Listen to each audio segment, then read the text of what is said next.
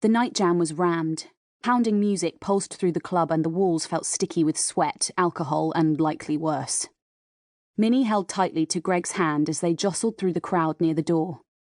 "We're never going to get to the bar," Greg shouted back to her.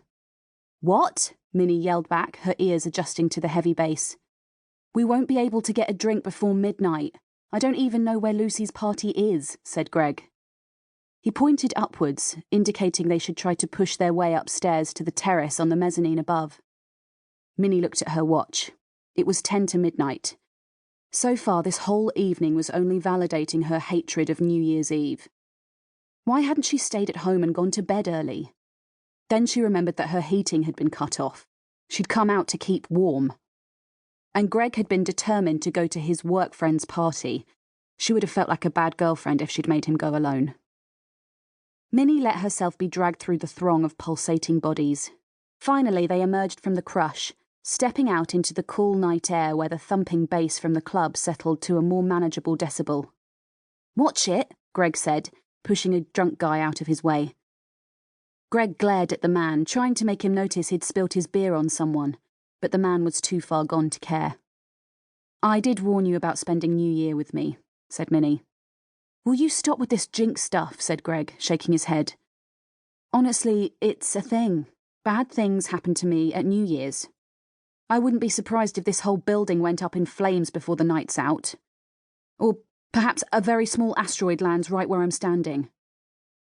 I don't think we're having a terrible night because you're jinxed. I think we're having a terrible night because you dragged us to dinner at Weird Alan's house on the other side of the galaxy.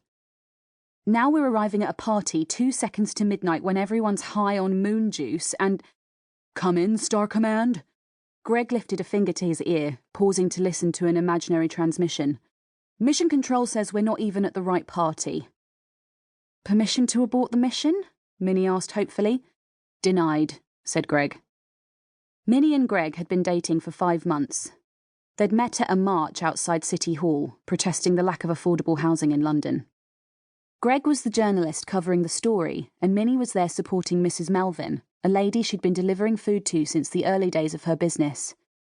Minnie and her friend Layla had made a sign for the march that said, "Housing is a human right," but they'd used too much paint on the first H so it looked a bit like an M.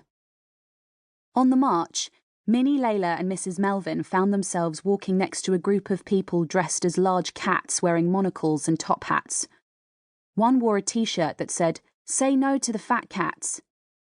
Greg ran over to take a photo of Minnie's sign with the fat cats in the foreground.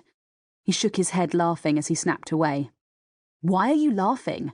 Minnie shouted crossly. "Maybe the cats are so fat because of all the mousing?" Greg said, pointing to her sign. Layla looked and laughed. Minnie rolled her eyes. "It doesn't say mousing," she said, hand firmly on her hip. "It does look like it says mousing, Minnie," said Layla.